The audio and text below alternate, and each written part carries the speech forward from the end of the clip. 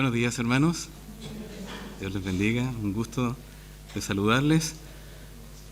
Vamos a la palabra del Señor. Nuevamente, con el hermano Benjamín, volvemos a Efesios, esta carta que escribió el apóstol Pablo en circunstancias bien especiales.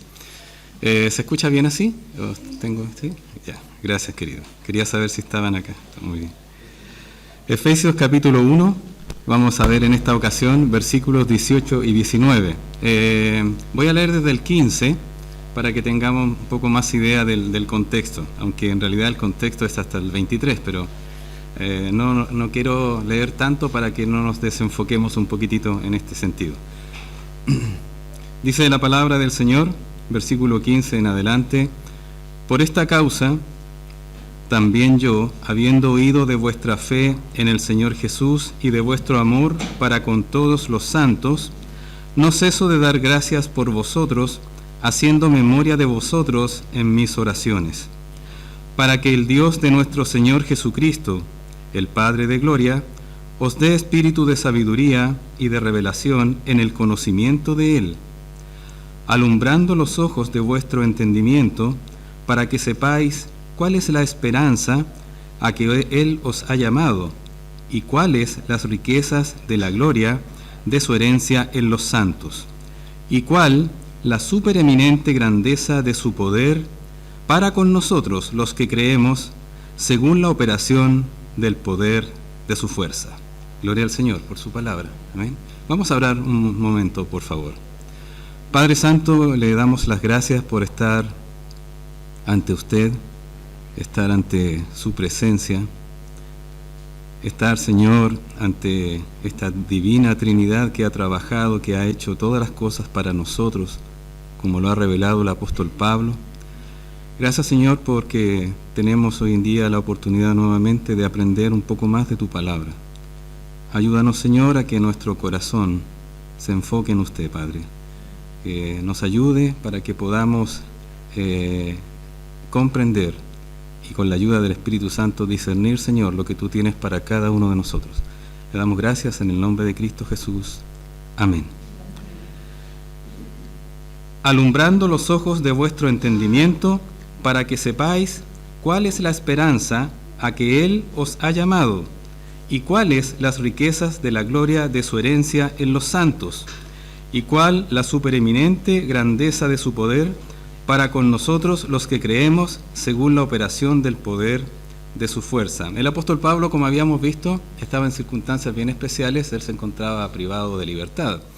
Estuvo en esa casa alquilada, en ese arriendo estilo domiciliario, en esa detención domiciliaria en la ciudad de Roma, aproximadamente 2 años, según lo relata el libro de los Hechos. Y en ese tiempo escribió estas cartas, 4 cartas. Una de ellas es Efesios, como lo estamos estudiando. Y él comienza con una oración larga, una petición, una meditación, que él la transcribe aquí a Efesios, precisamente para los hermanos que se encuentran ahí en Asia Menor. Y él comienza desde el versículo 3, bendito sea el Dios y Padre de nuestro Señor Jesucristo, y comienza todas estas cosas a mencionarlas, todas las bendiciones espirituales. Le dice: hermanos de Éfeso, ustedes tienen todas estas bendiciones espirituales. No sea cosa, como lo vimos la vez anterior, no sea cosa que ustedes no sepan lo que tienen. Yo lo que oro al Señor es que ustedes sepan lo que tienen, pero además sepan usarlo, sepan disfrutarlo. Pero para eso necesitan algo especial. Y esto es lo que está en el versículo 18, dice: alumbrando los ojos de vuestro entendimiento. Quiero compartir con ustedes una pequeña ilustración para que más o menos tengamos una idea de qué es lo que queremos ver en lo que es la realidad espiritual. Permítame, por favor. Sí, tú me avisas.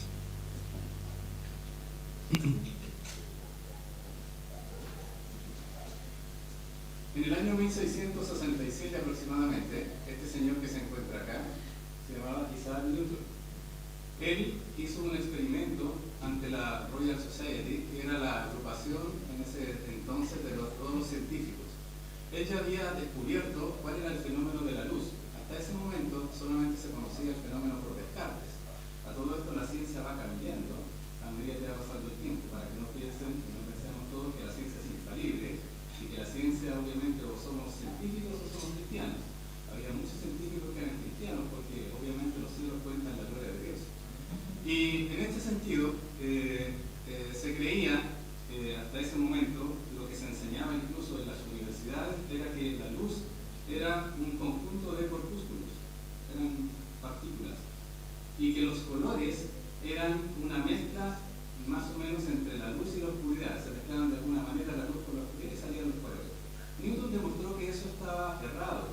otra el concepto.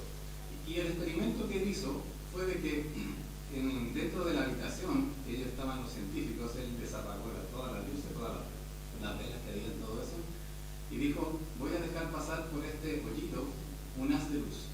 Hizo pasar el haz de luz y puso en el centro un prisma.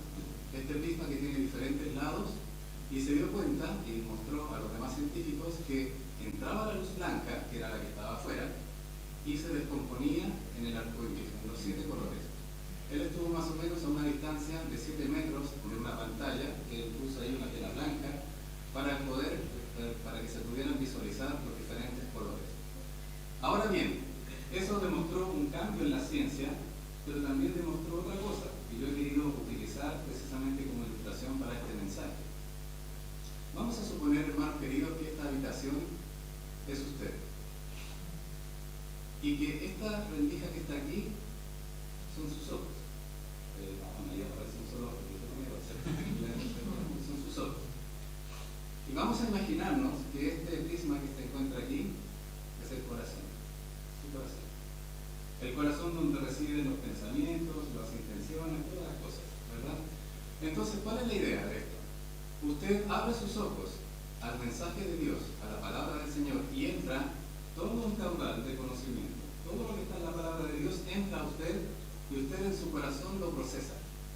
Y en su corazón se da cuenta que el Señor no es solamente Dios, como uno lo ve en una palabra Dios, sino que dentro de Dios, junto con Dios, usted ve que hay muchas cosas. Están sus atributos, sus obras, sus detalles, su amor, características, todo, y usted lo puede ver. ¿Se da cuenta? Lo procesa en su corazón. Y eso además lo proyecta al mundo que nos rodea, a la gente que nos rodea, a la gente que no conoce a Cristo. La gente, ¿qué es lo que va a ver? Va a ver todos estos colores, pero también va a saber que hay una transformación de su corazón, hay una transformación de su vida, y que esa transformación de su vida no viene de usted, ¿viene de dónde? De la luz que viene de afuera, que es Dios. ¿Sí? Vamos con esa idea, vamos a entrar en materia para que comprendamos un poco más lo que el Señor nos ha concedido en esta mañana. Dice la palabra del Señor, entonces, leo nuevamente, permiso.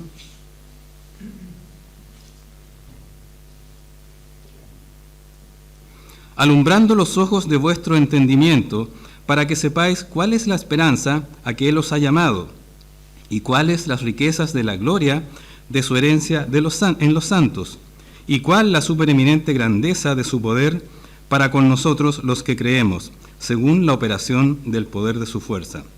Entonces vamos a ver ahora lo que significa la iluminación del corazón. El mensaje de hoy se llama la iluminación del corazón. Cómo nosotros podemos recibir esa iluminación, ¿verdad? Y cómo nosotros nos damos cuenta de las tremendas bendiciones por las que ora el apóstol Pablo, para que ustedes se den cuenta de lo que tienen en su vida. En segundo lugar, vamos a ver la esperanza del llamamiento. Ahora el apóstol Pablo dice, esto no se puede lograr si es que no está iluminado su corazón. Ustedes no se van a dar cuenta de todas estas cosas.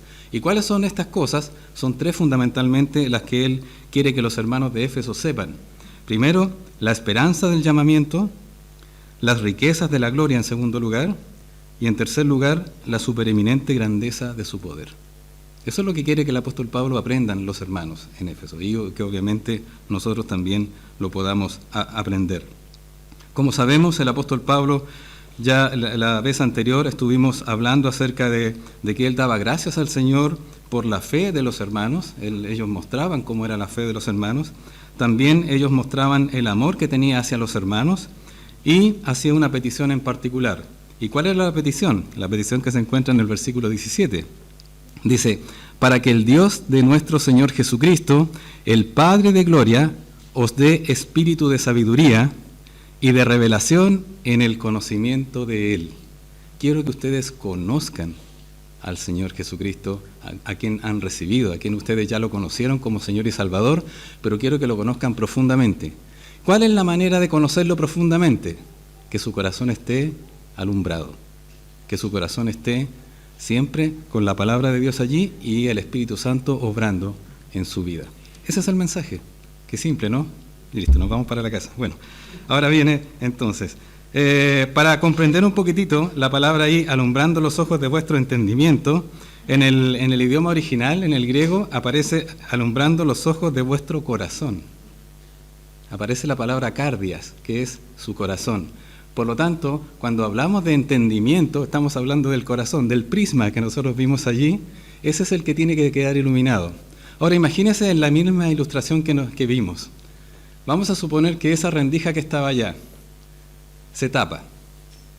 ¿Puede entrar luz al corazón? No puede entrar. Ahora abrimos de nuevo la rendija. Ese fue un experimento que nosotros tratamos de hacer en séptimo básico, cuando estaba por ahí, por el año 78, más o menos. Y no funcionaba muy bien porque veíamos que entraba luz por las ventanas, tratábamos de cerrar las cortinas de la sala y había que hacer un hoyo. Entonces la profesora dijo, no, aquí no vamos a hacer ningún hoyo. Entonces no nos dejó hacer el experimento. Entonces, ¿qué pasa? Si nosotros ahora abrimos esa rendija, ese pequeño orificio, y pasa la luz, ¿qué pasa con el prisma? Si nosotros ese haz de luz lo ponemos justo, el prisma lo ponemos justo en el haz de luz, entonces vamos a poder ver todas las cosas, ¿cierto?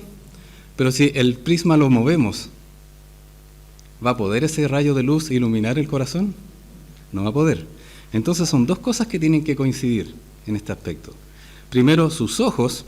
El Señor Jesucristo dijo que la lámpara del cuerpo son los ojos, ¿verdad? Y si el ojo es bueno, entonces se va a enfocar en las cosas buenas. Pero al mismo tiempo usted puede ver cosas buenas, usted puede leer la palabra de Dios, puede incluso hasta estudiarla. Pero si eso no lo procesa en su corazón, no lo vive en su corazón, va a ser palabra muerta. Entonces se tienen que coincidir esas dos cosas. Y el apóstol Pablo menciona esto.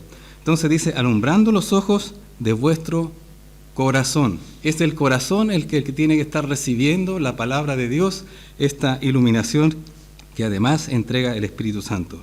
Note usted solamente cómo éramos antes de recibir a Cristo.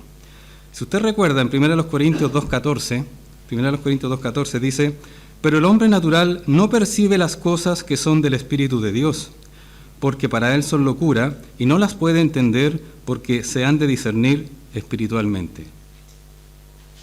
Antes de recibir a Cristo como nuestro Señor y Salvador personal, nuestra rendija estaba cerrada o estaba enfocada hacia otro lado, no hacia la palabra de Dios. Pero el Señor es el que nos busca y Él es el que logra abrir nuestro entendimiento. Entonces, imagínense, éramos como una habitación oscura, que no teníamos ninguna posibilidad de conocer la verdad. Aparte de eso, dice la palabra de Dios en Juan capítulo 5, dice, y vosotros no queréis venir a mí. Además, no queríamos buscar la luz. Además, dice la palabra de Dios que el Dios de este siglo ha cegado el entendimiento de los incrédulos para que no les resplandezca la luz del Evangelio de Cristo. Es decir, esa era nuestra condición. Era realmente imposible que nosotros pudiéramos ver la luz, en ningún caso. Hasta que el Señor obró con su Santo Espíritu y logró entonces convencernos de pecado, de justicia y de juicio. Y en Tito 3.5 usted puede ver la obra que hizo el Espíritu Santo.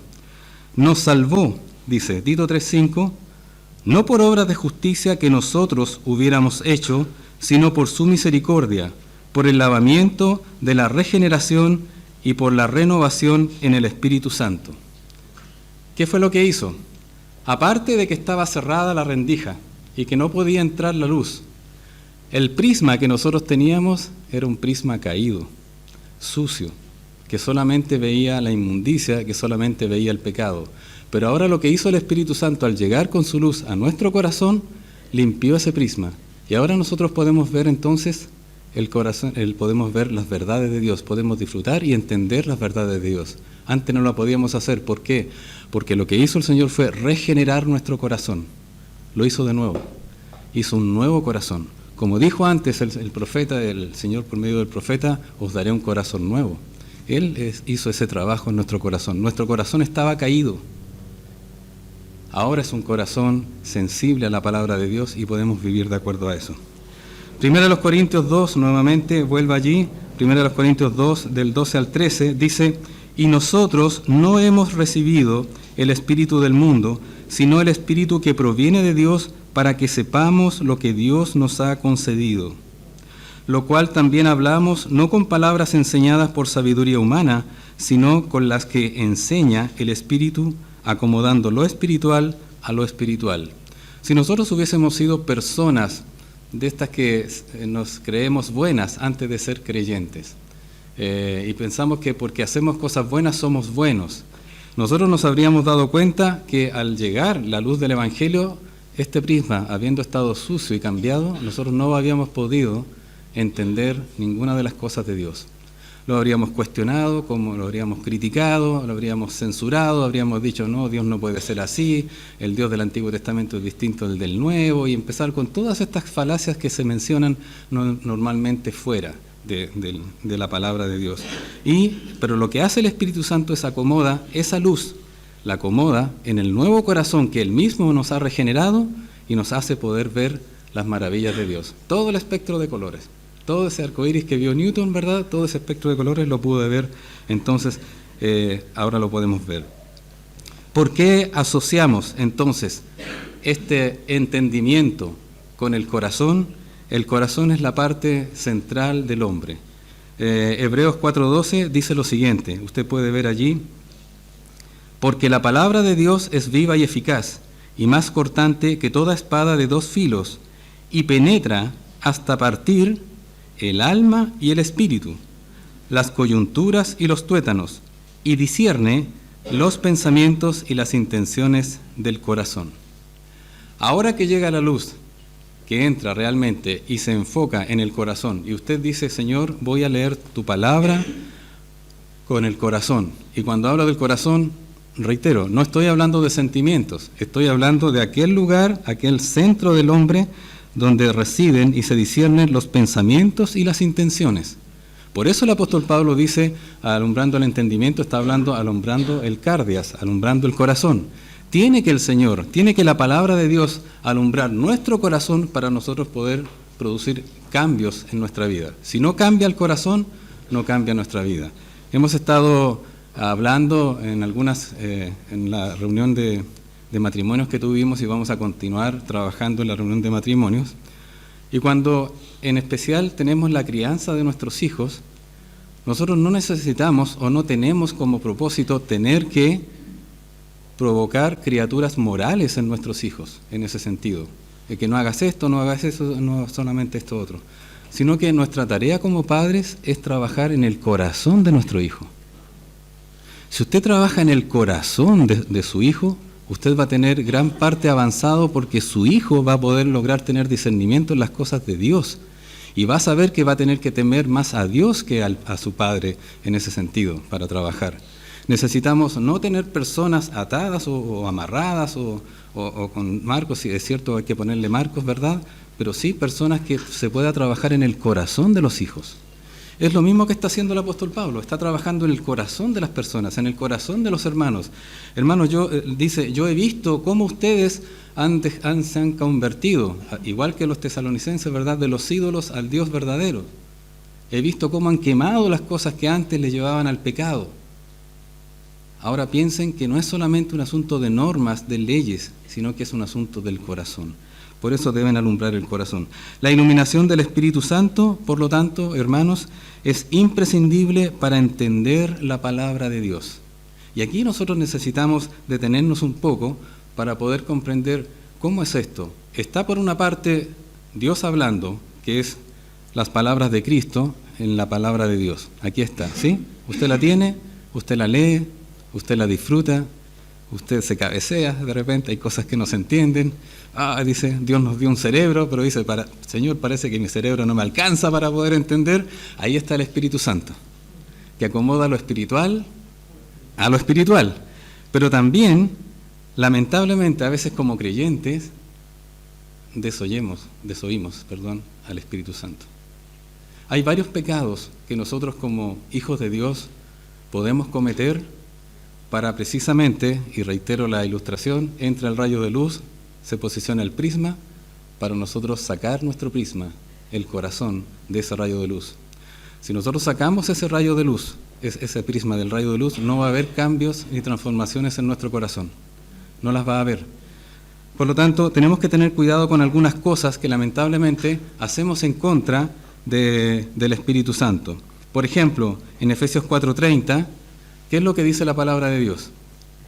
Y no contristéis al Espíritu Santo al Espíritu Santo de Dios, con el cual fuisteis sellados para el día de la redención. Lamentablemente podemos entristecer al Espíritu Santo.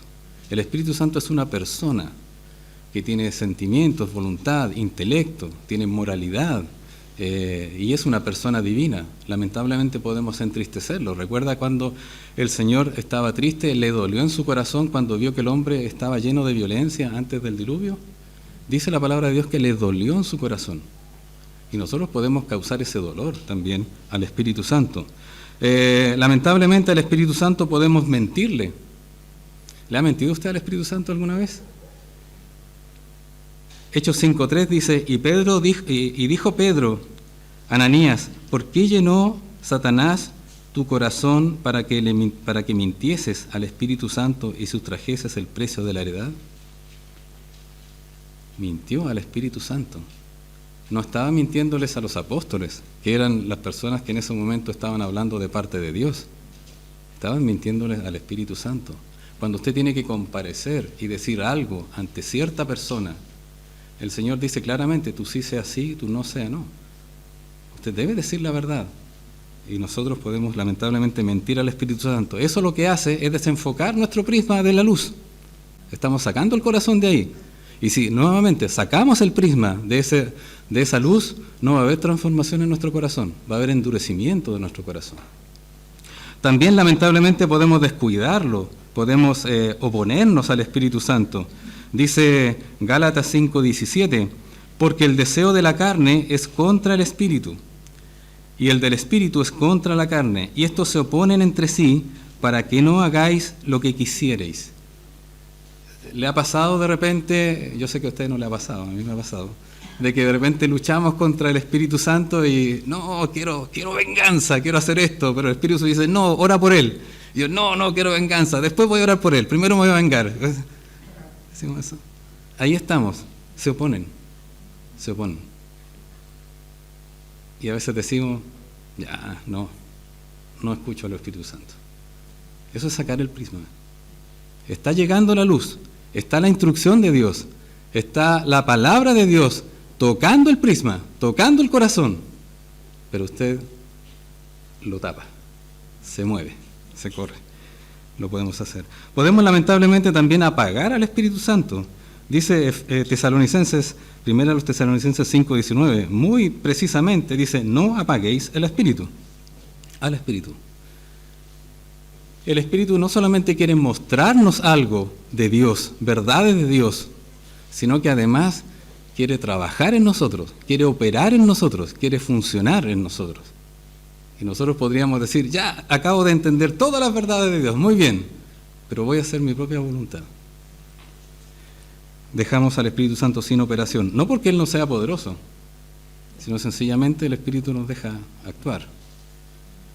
También podemos ponerlo a prueba o tentarlo, etc. ¿Se da cuenta todas esas cosas que lamentablemente podemos hacer? Y el apóstol Pablo le dice a los efesios, le dice, tiene que alumbrar el Espíritu Santo, tiene que alumbrar, dice la palabra de Dios, los ojos de vuestro entendimiento. En este caso se traslada todo hacia su corazón.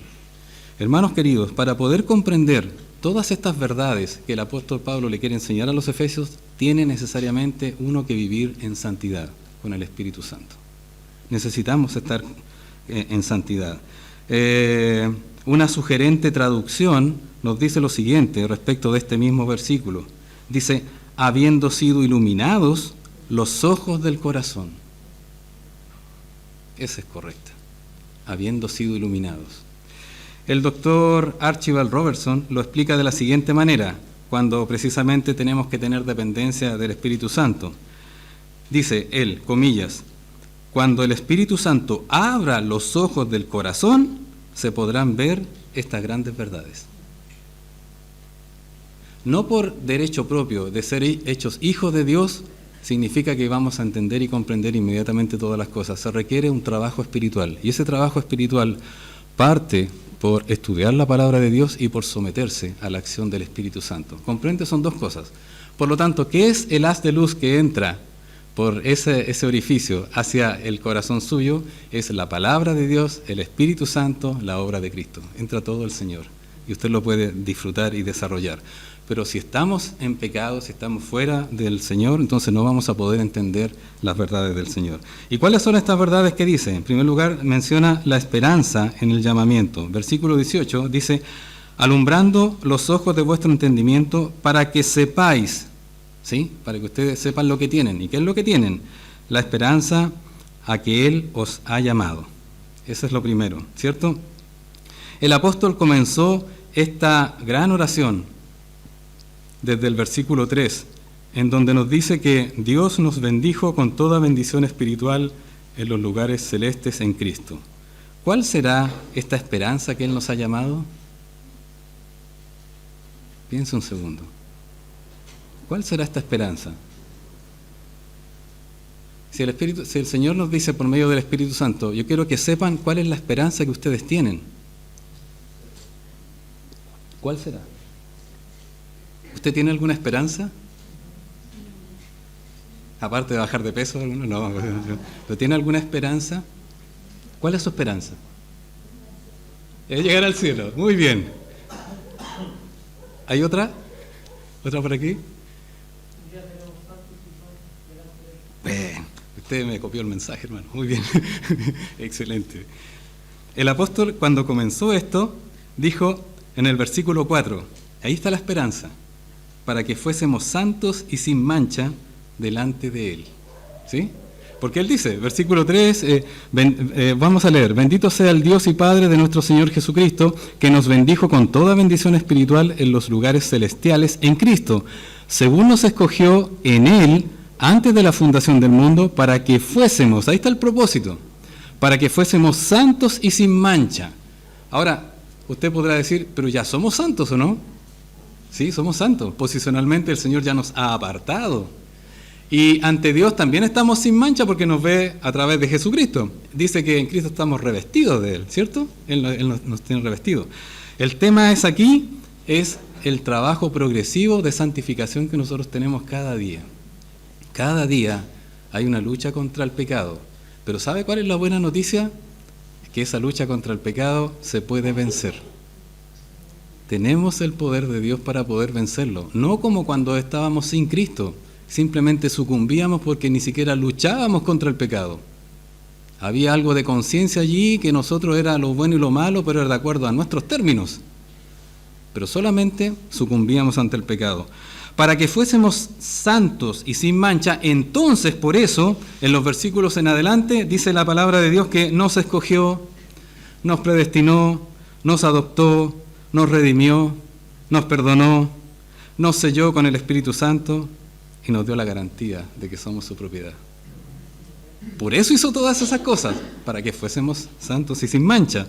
Ahora, tiene también otro propósito en sí, ser santos y sin mancha, sin duda, que si bien es cierto, el apóstol Pablo aquí lo indica en el versículo 17 que nosotros habíamos visto. Vea por favor nuevamente al 17. Yo ruego a ustedes, dice, para que el Padre de Gloria os dé espíritu de sabiduría y de revelación en el conocimiento de Él. Por esa razón nos tomó, nos escogió, nos llamó, nos predestinó, todo eso, ¿para qué? Para trabajar en nosotros, para presentar siempre que nos mostremos como hijos de Dios, sirviendo al Señor, obedeciendo a su palabra. De esa manera vamos a ir preparándonos para llegar al cielo, que es el lugar donde vamos a estar con el Señor, al lugar donde Él tiene muchas moradas. Pero sin ello, hermanos queridos, ello es imposible, sin la obra del Espíritu Santo trabajando en nosotros. Si nosotros le hacemos el quite al Espíritu Santo, eso no va a ocurrir. Y va a ser una frustración, una pérdida para nosotros. Nosotros no vamos a recibir la alabanza del Señor, nosotros no vamos a recibir las coronas que el Señor tiene, y nosotros no le vamos a dar la alabanza. Eso que mencionamos, para que fuésemos hechos, digamos, sin mancha delante de Dios, es el propósito para nosotros. Pero ¿cuál es el propósito ulterior? ¿Cuál es el propósito mayor que busca todo eso? Lo vimos la vez anterior en el versículo 6, en el versículo 12 y en el versículo 14. Estamos hechos sin mancha. Quiere el Señor trabajar para que estemos hechos sin mancha, precisamente para alabanza de la gloria de su gracia. Versículo 6. Segundo lugar, recibimos herencia para alabanza de su gloria, versículo 12. Y en tercer lugar, versículo 14, para alabanza de su gloria, referida en este caso a Cristo. ¿Se da cuenta? Es decir, ¿para qué el Señor nos deja limpios, muy lo más limpio posible? Para alabanza de la gloria de su gracia. Hermanos queridos, esto es maravilloso porque nos enfoca el Espíritu Santo en no pensar en nosotros, sino que pensar en nosotros para Él, porque todas las cosas son hechas para Él. Y esa debe ser la vida de nosotros, vivir para Él, no vivir para nosotros. No tiene ningún problema, no tiene nada de malo buscar y trabajar y tener todas las cosas que uno necesita para aquello, pero ¿por qué lo hace uno? Para Él. Todas las cosas son por Él y para Él. Isaías 43:7 lo declara claramente. Dice, todos los llamados de mi nombre, para gloria mía los he creado, los formé y los hice. Gloria al Señor por esto. En segundo lugar, y esa es la esperanza, esta es la esperanza. En segundo lugar, las riquezas de su gloria. Quiero que comprendan no solamente que ustedes viven para Él, sino que además estas riquezas de su gloria, dice, alumbrando los ojos de vuestro entendimiento para que sepáis cuál es la esperanza a que Él os ha llamado y cuáles las riquezas de la gloria de su herencia en los santos. Son hartas cosas que suenan ahí, ¿verdad? Pero básicamente se resume en lo siguiente. Voy a retroceder un poquitito para poder explicar este asunto de las riquezas. Es muy sencillo, pero es clave también para poder comprender. Nosotros tenemos esta esperanza de estar sin mancha delante de Él, porque vamos a ir al cielo. No olvide que en el cielo no entrará cosa inmunda, nada. Versículo 8 capítulo 8 de Romanos 8:29. Dice, porque a los que antes conoció, también los predestinó, para que fuesen hechos conforme a la imagen de su Hijo, para que Él sea el primogénito entre muchos hermanos. Aquí ustedes pueden ver, nuestro Señor Jesucristo, impecable, ¿cierto? Sin pecado. Nuestro Señor Jesucristo dice que Él se compadece de nosotros porque nosotros Él fue hecho hombre en todas las condiciones del ser humano, pero sin pecado, dice la palabra de Dios en hebreo. Él no tiene pecado, nunca tuvo pecado, Él no podía pecar. Entonces, cuando el Señor quiere trabajar en nosotros para que lleguemos a ser a lo más cercano posible, su propósito, la mirada, el modelo que Él tiene de santidad para nosotros, es el propio Señor Jesucristo, como dice acá, para que fuesen hechos conforme a la imagen de su Hijo. Mire qué interesante, el Señor Jesucristo cuando estaba allí, ante ese juicio ilegal ante el Sanedrín, dice que no abrió su boca. Como cordero fue llevado al matadero. Solamente dijo cosas cuando habló con Pilato, para que Pilato comprendiese cuál era la verdad. Pero defenderse de las acusaciones, no, él sabía cuál era su propósito. En nuestro caso, hermanos queridos, y nosotros no hemos tenido una vivencia en nuestro siglo tan difícil como lo tuvieron otros hermanos en el pasado, que fueron perseguidos, que fueron degollados, que fueron arrollados, que fueron quemados. Nosotros estamos viviendo otra época en la cual podemos decir, sí, nosotros como Iglesia de Dios también estamos sufriendo este desprecio de la humanidad. Y era que no. Si el Señor fue despreciado, si el Señor fue tratado de esa manera, ¿qué queda para nosotros, que somos sus hijos? Bueno, a pesar de eso, en cada generación el Señor se encarga de que cada hijo de Dios vaya siendo tratado y trabajado para llegar conforme a la imagen del Hijo. Y usted y yo no somos la excepción. Las cosas que nos pasan, incluso las situaciones en las cuales nosotros nos metemos, porque a veces metemos la pata, como decimos en Chile, ¿cierto? A veces nos equivocamos y pedimos perdón y nos arrepentimos y reconocemos, y hay consecuencias, pero también hay sanciones y también hay cosas que nos pasan, hermanos queridos. Tómelo siempre en este sentido para gloria de Dios. Es decir, Dios está trabajando en mi vida. Dios está haciendo cosas. Cuando lleguemos a la presencia del Señor, y este es el cielo, ¿verdad? Cuando lleguemos a la presencia del Señor estaremos en plenitud. Ahí recién ya el Señor va a transformar este cuerpo pecaminoso, nos va a revestir de un nuevo cuerpo, un cuerpo de gloria, un cuerpo glorificado. Ahí recién vamos a estar como Él. Pero mientras estemos aquí, alivianémonos un poquitito la pega al Señor para que Él tenga que transformar menos cosas de nosotros. Bueno, eso es como verlo de una manera coloquial. Pero vamos a estar allí con el Hijo, que es con nuestro Señor Jesucristo, y vamos a poder disfrutar las riquezas de su gracia. Todas las riquezas que Él tiene para nosotros.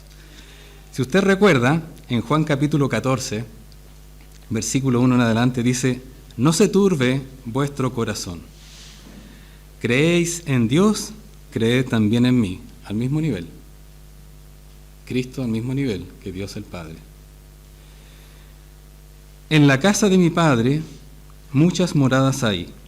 Si así no fuera, yo os lo hubiera dicho. Voy pues a preparar lugar para vosotros. Y si me fuere y os preparare lugar, vendré otra vez y os tomaré a mí mismo, para que donde yo estoy, vosotros también estéis. ¿Qué está haciendo el Señor hoy en día? Preparando un lugar para nosotros, hermano. Él está demostrando espiritualmente lo mismo que hizo con los apóstoles al lavarles sus pies. Los que lavaban los pies eran los esclavos, los siervos, y no eran esclavos judíos. Jesús, siendo aún de ascendencia judía desde el punto de vista humano, y siendo Dios, Él lavó los pies. Pero ¿cómo vas a lavar los pies? ¿Cómo? Él, siendo nuestro Dios, Él dice que está preparando morada, hermanos queridos, para nosotros. Es algo que ni siquiera lo dimensionamos. Que el propio Señor esté preparando una casita para nosotros, un lugar, aunque dicen que no es una casita, es una morada, nada más, dentro de la casa del Padre. Es una casa del Padre con muchas moradas. Hermanos, eso muestra el amor que tiene Dios por nosotros, que siendo aún pecadores, Él murió por nosotros. Eso es lo que demuestra. Y eso es lo que dice el apóstol Pablo. Ustedes quiero que dimensionen, que comprendan las riquezas de la gloria de su herencia, pero no lo pueden comprender si su corazón está desenfocado y si sus ojos no están mirando al Santo de Israel. No se puede ver. Tienen que estar en línea, tienen que estar completamente alineados, su corazón. Y muchas veces, hermanos queridos, nos vamos a encontrar, por no decir todas las veces, en que abrimos la palabra de Dios y entra el haz de luz a nuestro corazón y nos encontramos que nuestro corazón está desenfocado. Entonces tenemos que orientarlo hacia la voluntad de Dios. Digo, esto está mal, he hecho las cosas mal. Y a veces nos damos cuenta, hermanos queridos, y aunque sea un poco frustrante, entre comillas, es lo mejor que nos puede pasar. Poder decir, y he estado haciendo todo este tiempo las cosas de otra manera. Y Dios dice que hay que hacerlo así. Y Dios dice que hay que pensar así. Y Dios dice que hay que sentir así. Este es el sentir en el Señor. Y yo he estado sintiendo otra cosa. Y dele gracias a Dios porque ha podido ahora darse cuenta de aquello. Bueno, eso es lo que está trabajando. Pero si usted no hubiese tomado ese tiempo para meditar, ¿verdad?, no se habría dado cuenta de aquellas cosas que realmente el Señor quiere que cambie. En tercer lugar, dice, y también dense cuenta, ahora pasamos al versículo 19, vuelva a Efesios 1, por favor, la supereminente grandeza de su poder. Es decir, hemos visto, para que sepáis cuál es la esperanza que nos ha llamado. En segundo lugar, las riquezas de la gloria, vamos a estar allá con el Señor. Y en tercer lugar, la supereminente grandeza de su poder. Suena grande este versículo, estas palabras.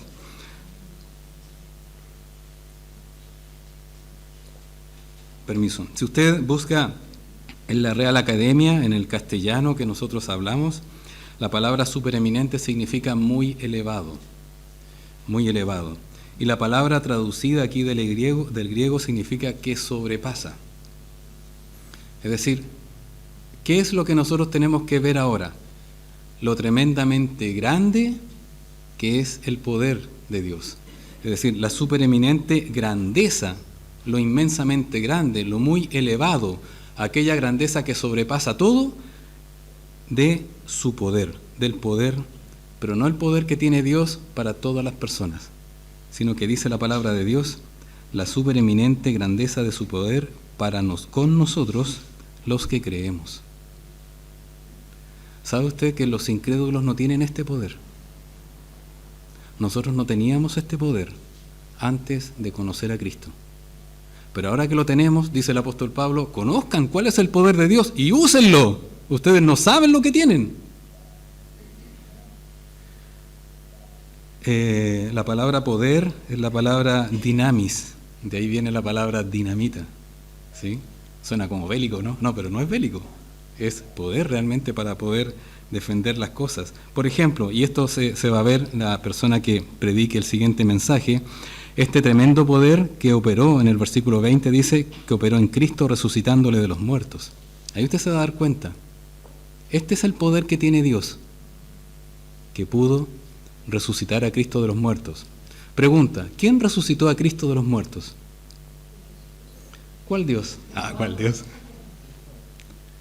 El Padre, bien. Cristo mismo. Y el Espíritu Santo, en Romanos 8, ¿cierto? Romanos 8:11. El Espíritu de Dios que levantó. Los tres. Es tanto que Cristo dijo, tengo el poder para dar mi vida y para volver a tomarla, ¿cierto? Pero como Él no estaba muerto, pero Él era Dios y podía resucitar este cuerpo inerte que realmente había muerto humanamente nuestro Señor Jesucristo. Y Dios el Padre lo levantó con el poder del Espíritu Santo. Hermanos queridos, ese es el poder. ¿Cuánto se demoró el Señor en crear los cielos y la tierra? Según Hebreos 8:3, ¿verdad? 8:11, dice ahí con la palabra de su poder. Él solamente dijo sea. Una sola palabra de 3 letras para nosotros. Sea la luz. Y creó la luz. ¿El Señor conoce su problema, hermano querido? Él podría solucionarlo así, ¿o no? ¿Y por qué no sucede eso? Porque el apóstol Pablo quiere que esté alumbrándose los ojos de nuestro entendimiento, de nuestro corazón, para comprender al Señor. No siempre vamos a entender el por qué, pero sí hay un para qué, así hay un propósito, para que seamos conforme a la imagen de su Hijo. Por eso Él tiene que trabajar en nosotros y doblar y torcer todas aquellas cosas, enderezar esas cosas que están torcidas y remendar. Mire, versículo 10, y quiero remitirme a esto del capítulo 10 de Juan. Quiero remitirme a este poder que tiene el Señor. Antes que lo leamos, solamente durante esta semana, yo estuve haciendo memoria mientras estudiaba, estuve haciendo memoria. ¿Cuántas veces pequé esta semana? ¿Cuántas veces pecó usted esta semana? En todo ámbito. No me lo diga a mí, piénselo nomás, ¿ya? Piénselo en su corazón nomás, ¿ya? No, sí. ¿Ya? ¿Habrá pecado una vez por día o no? ¿Más? Ya, vamos a suponer que partimos santo el domingo, todo el asunto llegó el lunes y pecamos. Chuta, la embarré. ¿Qué hacemos? ¿Lo confesamos o no? Ya, un solo pecado. Y al día siguiente, el día martes, pecamos de nuevo. Pero no confesé el pecado anterior. Doble falta, ¿o no? Hablando de Gran Slam, doble falta. Y así, y vemos que se nos van acumulando, ¿no? Pero mire el Señor con todo eso, cómo nos cuida y cómo nos guarda. Juan capítulo 10, versículo 28, mire.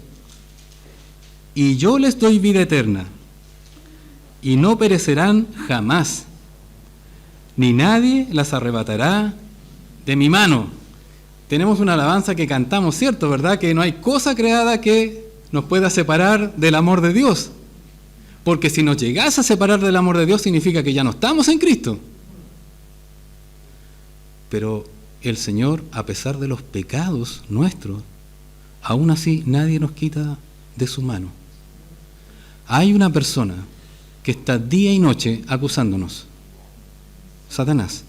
está día y noche acusándonos. Y dice en Apocalipsis que ese acusador a la mitad de la semana 70, ¿verdad?, va a ser arrojado a la tierra y va a estar actuando por 3 años y medio en la tierra, solamente en la tierra. Ya no va a poder estar y ascender a los lugares celestiales. Pero en estos momentos está rodeando la tierra y tiene acceso a los lugares celestiales para acusarnos, hermanos. Mira, ahí está ese predicador y ahora está predicando y mira lo que hizo en la semana. Mira este hermano. ¿Se da cuenta? Pero el Señor dice, yo pagué por él. Yo derramé mi sangre por él. Él está limpio y estoy conformando y trabajando con él. Ahora, lo ideal es que el acusador no vaya tantas veces a acusarnos, ¿cierto? pero bueno, si usted se arrepiente, va a llegar allá el acusador sin argumentos. Si usted confiesa, va a llegar el acusador sin argumentos. Va a poder decir, lo voy a acusar por esto, pero ya está confesado, ya está saldado, ya está listo. ¿Se da cuenta cómo es el amor de nuestro Dios? Eso es lo que quiero que el Señor, dice el apóstol Pablo, eso es lo que quiero que comprendan. El poder que tiene, la dinámica que tiene el Señor de absolver los pecados, de limpiar los pecados, entre otras muchas cosas, hermanos. Porque cuántas veces el Señor nos ha librado, hermanos queridos, de situaciones difíciles.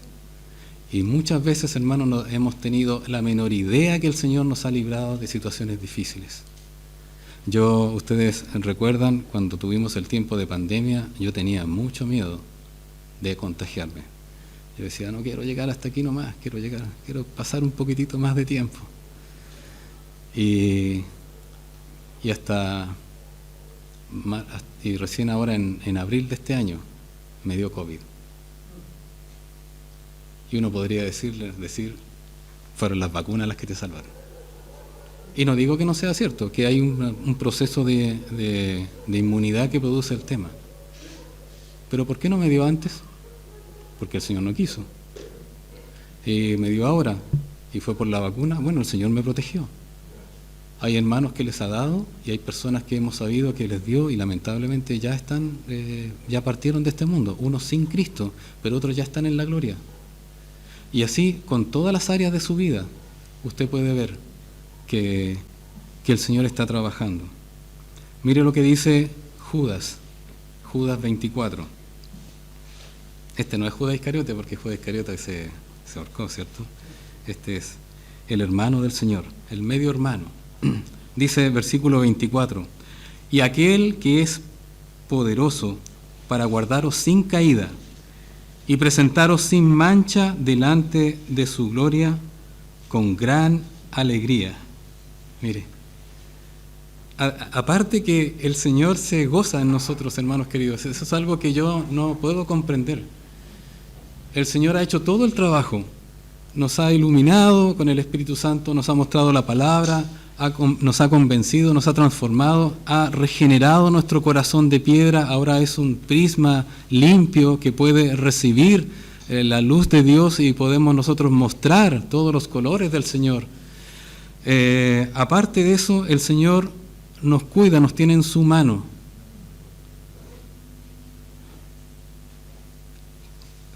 Cuando caemos y cuando no caemos, estamos en su mano.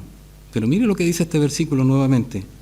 O por otro lado, dice, y aquel que es poderoso para guardaros sin caída.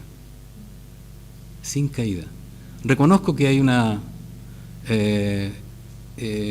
no es controversia, pero sí una discusión, en el buen sentido, de lo que significa sin caída.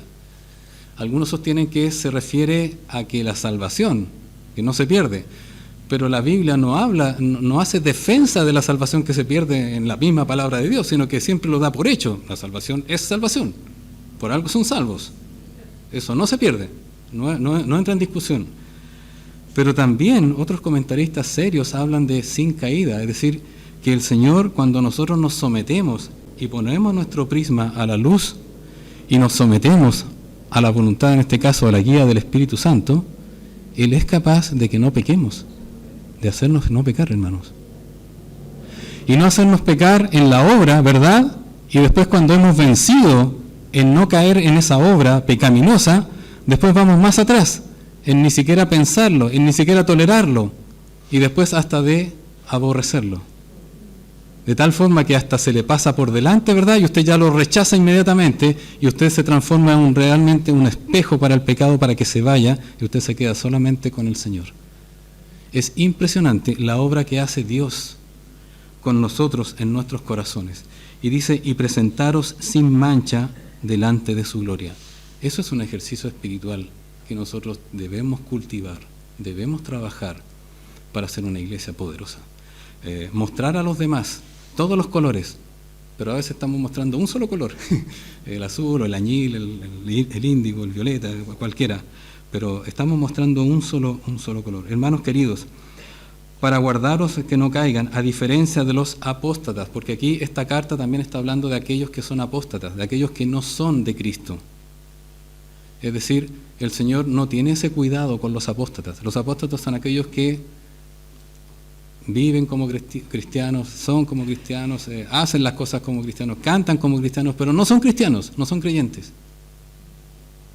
Estuvieron con nosotros, pero se fueron porque no eran de nosotros, dice el apóstol Juan.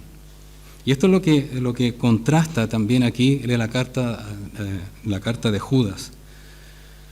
Nosotros no somos esos apóstoles. Si usted ha recibido al Espíritu Santo, ha recibido al Señor, se ha arrepentido de sus pecados, sepa que el Señor está trabajando y le guarda para que esté sin caída. Sin caída. Para eso tiene que ser poderoso, ¿no? Porque para nosotros es fácil la caída. Para nosotros es fácil a veces sucumbir ante el pecado. Hermanos queridos, entonces hemos visto que el Señor, aquí el apóstol Pablo, trabaja alumbrando los ojos de vuestro entendimiento. Una vez que estén alumbrados los ojos de su corazón, entonces van a poder experimentar y van a poder darse cuenta de estas cosas, estas tres cosas: la esperanza que nos ha llamado, en segundo lugar, las riquezas de su gloria, en tercer lugar, la enorme, la muy elevada, la supereminente grandeza de su poder, tanto poder que nos puede guardar hasta sin caída, a pesar de nosotros. Y para terminar, una pequeña aplicación, hermanos queridos. Segunda Timoteo, capítulo 4, versículo 13.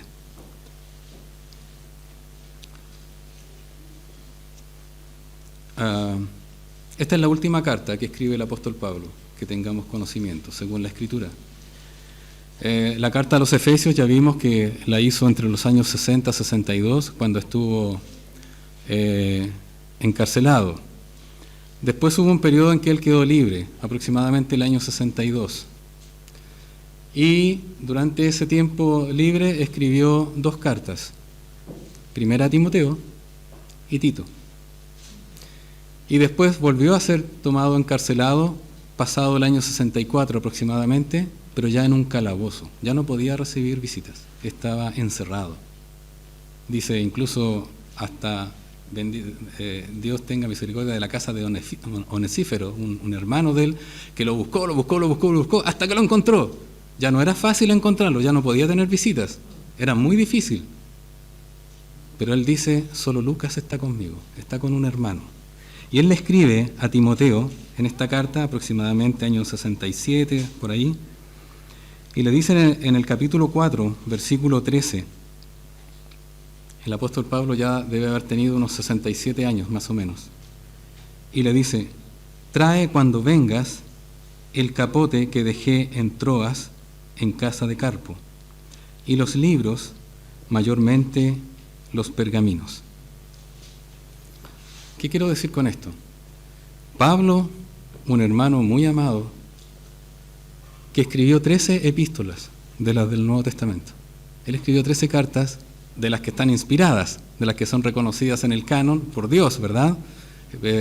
Sabemos que escribió muchas otras, pero son 13 las que están inspiradas. Este hermano, que ya estaba cerca de los 67 años, y que él decía que ya estaba pronto para ser sacrificado. ¿Qué es lo que hace usted cuando sabe que ya le va a llegar la muerte, porque está sentenciado? ¿Qué es lo último que haría usted?